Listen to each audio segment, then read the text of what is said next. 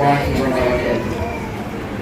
الحمد لله وكفى وسلام على عباده الذين اصطفى. أما بعد.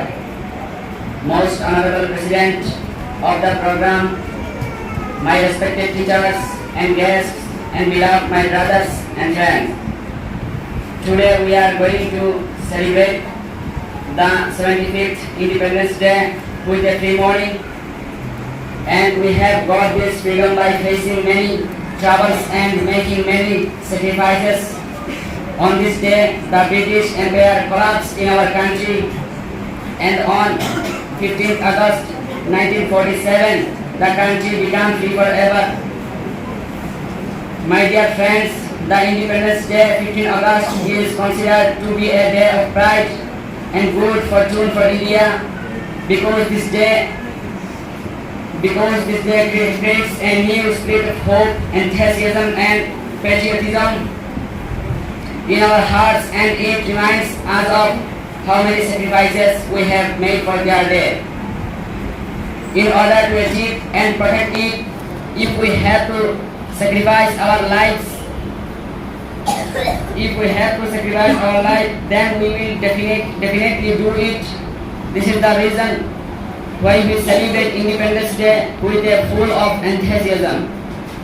My dear friends, first of all, we have to know that the uncountable ulama kiram were fighting against the British enemies. They became shaheed, and others were put into jail.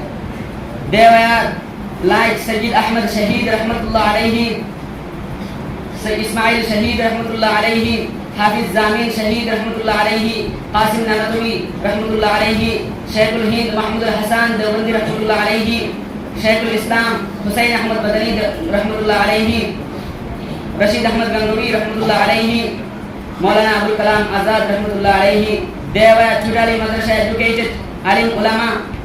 On 15 August 1947, such a revolution was successful, whose echo was heard all over the world.